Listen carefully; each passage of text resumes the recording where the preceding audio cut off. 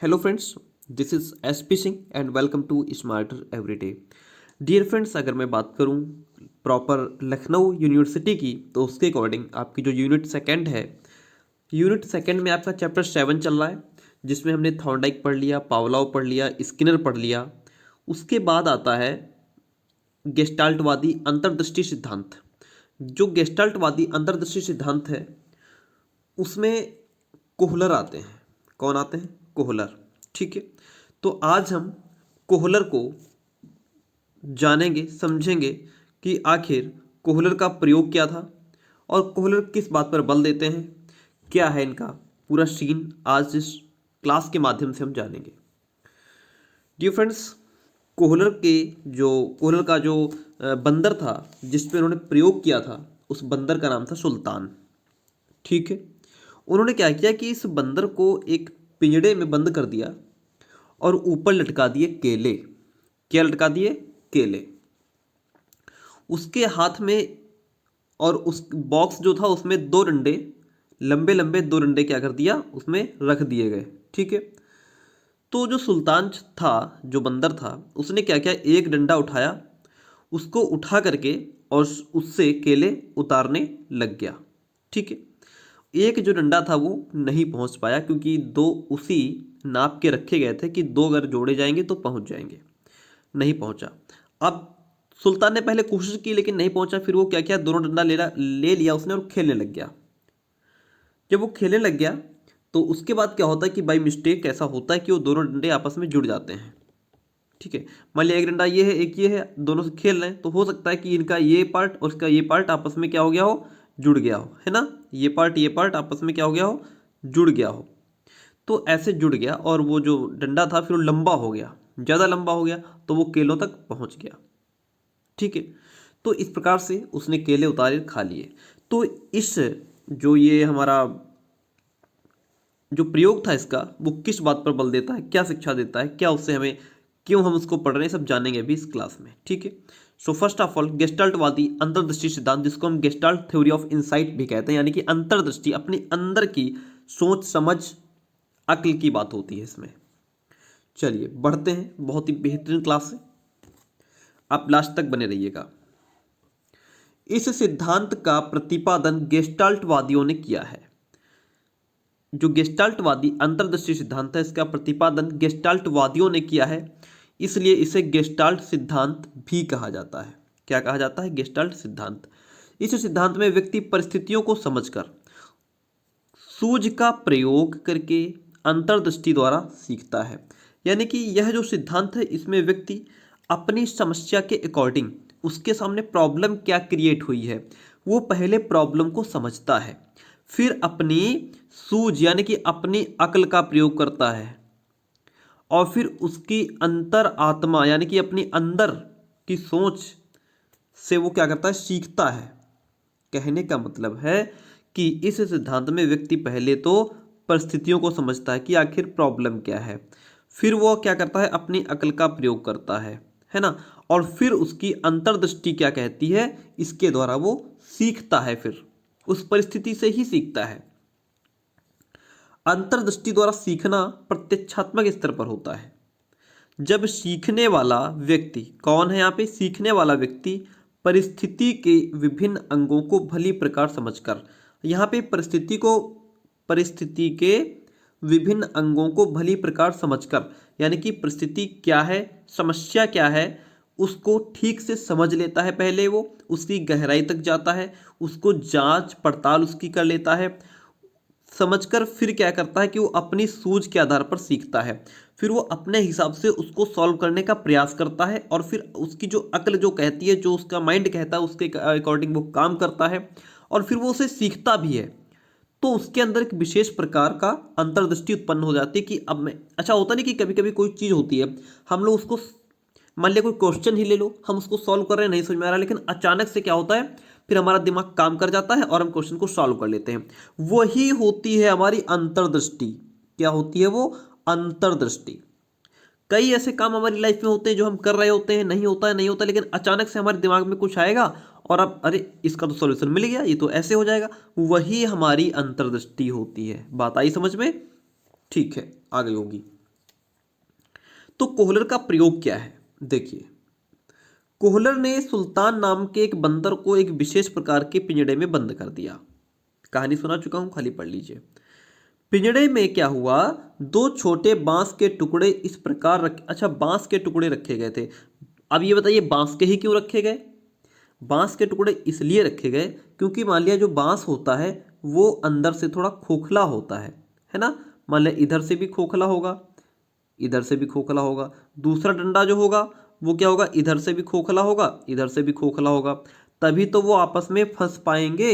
अभी कहा ना, इसमें आगे कहेगा कि क्या हुआ कि उसने दोनों डंडे जब वो खेल रहा था तो वो आपस में फंस गए। तभी फंसे क्योंकि वो बांस के थे। अगर कोई ठोस लकड़ी होती, मान लो दो पेंसिलें रख दी जाती, क्या वो आपस में फंस पाती?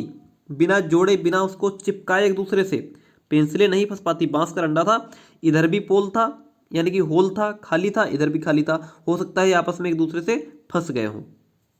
ये था, ठीक है। प्लेन डंडा होता, ठोस होता, नहीं फंसता, नहीं जुड़ता। बांस के टुकड़े इस प्रकार रखे गए जिन्हें फंसाकर केलों तक पहुंचा जा सके।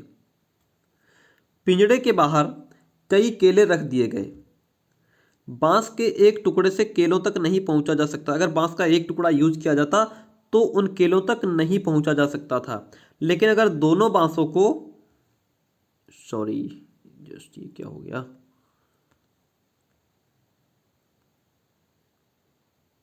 Just moment please. हाँ, तो क्या हुआ, ये बड़ी समस्या है, चलो पढ़ते हैं। अच्छा देखिए, तो क्या हुआ कि अगर दोनों डंडे यूज कर दिए जाते, लेकिन दोनों बांसों को अगर जोड़ दिया जाता, उनको फंसा दिया जाता सरलता, तो फिर केलों तक आसानी से पहुंचा जा सकता था। ठीक है। पहले क्या किया, सुल्तान ने एक ही बांस के टुकड़े से केला प्राप्त करना चाहा। पहले वो एक ही बांस का यूज करके केलों को तोड़ना चाहता, मतलब उतारना चाहता था, लेकिन वो क्या हुआ, असफल रहा। सुल्तान दोनों बांस के टुकड़ों से खेलने लग गया।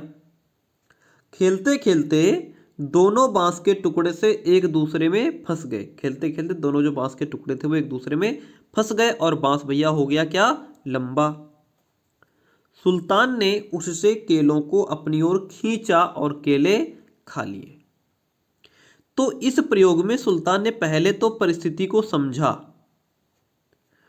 और फिर बांस के टुकड़ों और केलों की दूरी का संबंध स्थापित करने का प्रयास किया कि आखिर दूरी कितनी है। फिर दोनों टुकड़ों के बीच संबंध स्थापित करके अपनी अकल, बुद्धि, सोच का प्रयोग करके केला उसने प्राप्त कर लिया। यह था अंतर्दृष्टि का सिद्धांत।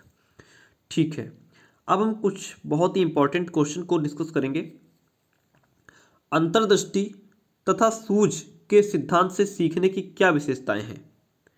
क्वेश्चन इज वेरी इंपॉर्टेंट, तो आप ठीक से पढ़ेंगे। देखिए, अंतर्दृष्टि तथा सूझ से सीखने की विशेषताएं क्या हैं? अंतर्दृष्टि से सूझ अधिक सक्रिय रहती है। यह किसी समस्या के सॉल्यूशन के समय अचानक ही उत्पन्न होती है। मैंने कहा ना कि हमारे अंदर क्या होता है कि कभी कभी हम लोग, क्या होता है कि अचानक से हमारे अंदर कोई थॉट आ जाता है और हम क्वेश्चन को या प्रॉब्लम को सॉल्व कर लेते हैं। व्यक्ति का बौद्धिक स्तर इससे ऊंचा होता है। इस कारण उसमें सूझ का विकास अत्यंत तीव्र गति से होता है। बुद्धिमान आदमी है, जल्दी दिमाग लगा देता है, अरे यार उसको बुलाओ, वो बहुत बुद्धिमान है, जरूर कोई ना कोई सॉल्यूशन बता देगा। ऐसा होता है ना गाँव में या घरों में, या मतलब कहीं भी, जरूरी नहीं कि गाँव में होता है, तो मतलब कई बार होता है कि या क्लास में, अरे यार उससे पूछो, उसको आता होगा, वो बहुत बुद्धिमान है। तो वहाँ पे क्या होता है कि बौद्धिक स्तर ऊंचा होता है इससे। इसके द्वारा प्रत्यक्षीकरण में सहायता प्राप्त होती है। आयु भी अंतर्दृष्टि को प्रभावित करती है। प्रौढ़ों के अपेक्षा अल्पायु के बालकों में अंतर्दृष्टि कम कार्य करती है। जो लोग प्रौढ़ हो जाते हैं उनके अंदर, उनको एक्सपीरियंस हो जाता है, तो उनकी जो अंतर्दृष्टि है, सूझ है, उनकी समझ है, वो जल्दी काम कर जाती है। बालक इतना जल्दी नहीं कर पाते हैं।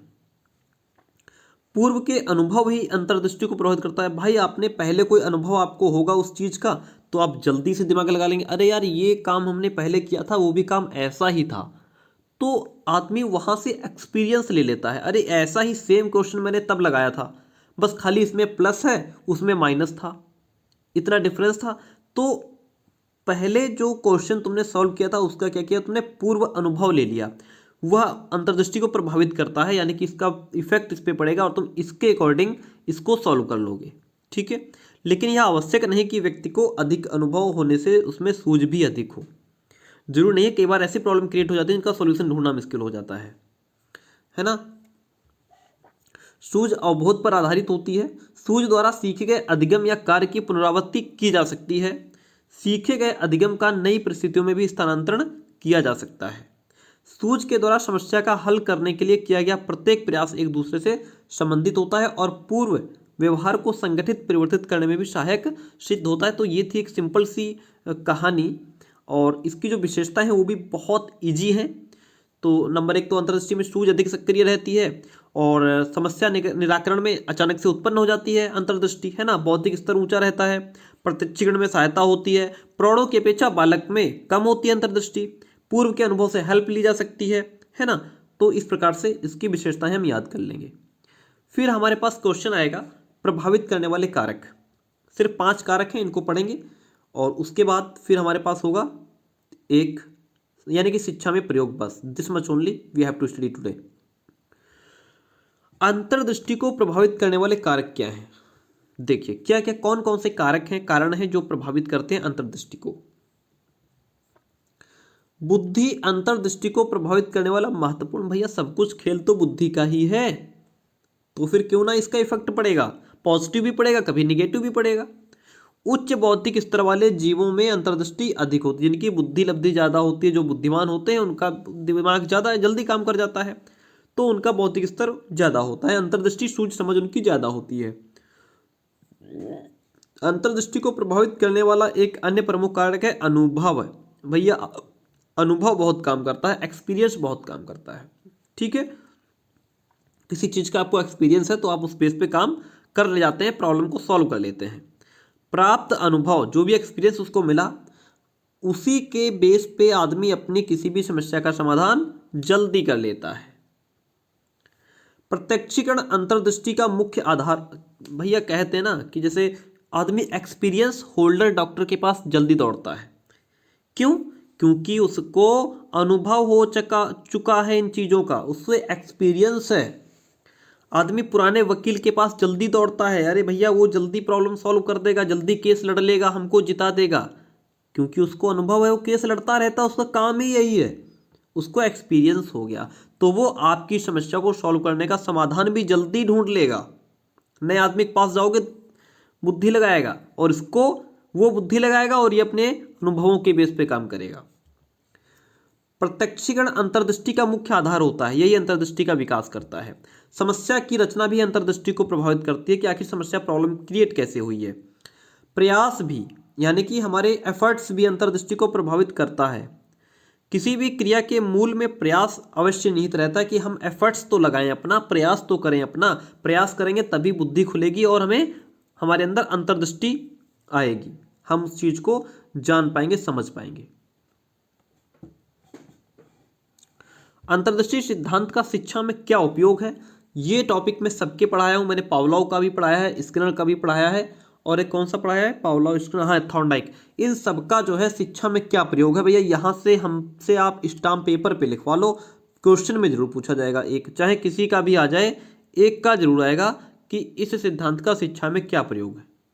ठीक है, चलिए चलिए शुरू करते हैं भाई, आगे बढ़ते हैं। इस सिद्धांत का प्रयोग करते समय शिक्षक को किन किन बातों का ध्यान रखना है। पहली बात तो शिक्षार्थियों के समक्ष समस्या को समग्र रूप में प्रस्तुत करना, यानी कि जो प्रॉब्लम है बच्चों के सामने रख दो, अब बच्चा उस प्रॉब्लम को सॉल्व करने का प्रयास करेगा, उसको जानेगा, समझेगा आखिर समस्या क्या है, ये सॉल्व कैसे होगी, तो उसका अपने दिमाग पर वो जोर डालेगा और कर ले जाएगा। तो टीचर को चाहिए कि वो उसके सामने समस्या उठा के पटक दे, बालक को नहीं, समस्या को रख दे उसके सामने। अंतर्दृष्टि द्वारा अधिगम में विषय वस्तु के प्रारूप संगठन का विशेष महत्व होता है, इसलिए अध्यापक के द्वारा विषय वस्तु को इस ढंग से प्रस्तुत किया जाना चाहिए। ठीक है, शिक्षार्थियों को मानसिक रूप से विकसित और उन्नत बनाने के लिए शिक्षक को अनुकूल वातावरण बनाना चाहिए, पॉजिटिव एटमॉस्फेयर बनाना चाहिए, जो बच्चों के अनुकूल हो, बच्चों के हित में हो, बच्चों की भलाई का काम करे, और शिक्षार्थियों को उनकी पूर्व धारणाओं से मुक्त करना चाहिए। शिक्षार्थियों के ध्यान को समस्या पर केंद्रित करने के लिए शिक्षक को उनकी जिज्ञासाओं को जागृत रखना चाहिए, क्योंकि जिज्ञासा के अभाव में सूझ का विकास नहीं हो सकता। अगर बालक के अंदर जिज्ञासा नहीं है, बालक सीखने के लिए प्रेरित नहीं है, तो फिर भैया सूझ का विकास कहाँ से होगा? जो है उसकी बुद्धि खुलेगी कैसे, सोचेगा कैसे वो? जब तक हम किसी काम को लेकर के जिज्ञासु नहीं रहेंगे तब तक हम उस काम में कभी सक्सेस नहीं हो सकते और हमारी बुद्धि भी नहीं खुलेगी।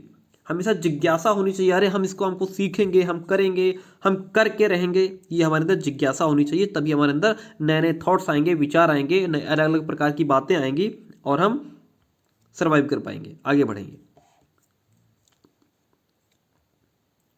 आज हम स्क्रीन रिकॉर्डर से बड़ा परेशान है। अरे वाह, हट गया, वो भी हट गया, ये भी हट गया। इसीलिए स्क्रीन रिकॉर्डिंग में बड़ी प्रॉब्लम होती है। चलिए आगे बढ़ते हैं।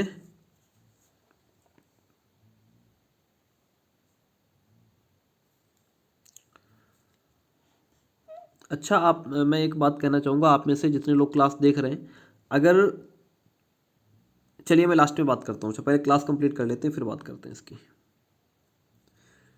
कहाँ पहुँच गए थे? मुक्त करना चाहिए, उनकी धारणाओं से मुक्त करना चाहिए। ठीक है, ठीक है, ठीक है। अच्छा हाँ, जिज्ञासा वाली बात कर रहे थे, सूझ का विकास नहीं हो सकता। ठीक है, आगे बढ़ते हैं। तो शिक्षार्थियों में अंतर्दृष्टि का विकास करने के लिए शिक्षक का कार्य उनकी सूझ के अनुकूल होना चाहिए, है ना। शिक्षक का काम क्या हो? उनकी जो सूझ समझ है उसके अनुकूल होना चाहिए। ऐसा नहीं कि बच्चा कुछ और चाह रहा है, आप कुछ और कर रहे हो, उनके प्रतिकूल नहीं जाना है हमें बालक के, क्योंकि शिक्षार्थियों की क्षमता के प्रतिकूल, आ गई बात वही, शिक्षार्थियों की क्षमता के प्रतिकूल, जो बालक हैं जो सीख रहे हैं उनकी क्षमता के अगर प्रतिकूल हम जाएंगे तो फिर अंतर्दृष्टि का विकास नहीं हो सकता। छात्रों के पूर्व अनुभव जो हैं, जो बालक पहले एक्सपीरियंस बालक ने गेन किया है, उसके संगठन पर भी शिक्षक को ध्यान देना चाहिए, क्योंकि बालक ने क्या एक्सपीरियंस गेन किया है और हम क्या कौन सा पॉइंट रख रहे हैं बालक के सामने, ये भी बहुत इंपॉर्टेंट होता है।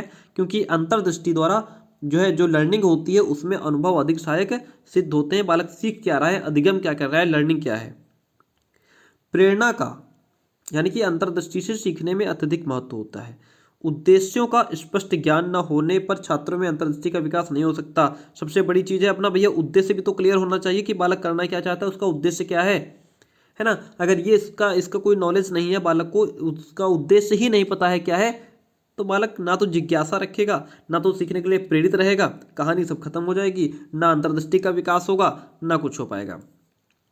इसलिए अध्यापक को उद्देश्यों का स्पष्ट करके छात्रों को अभिप्रेरित कर सकता है। उनके उद्देश्यों को पता लगाना चाहिए इसको टीचर को।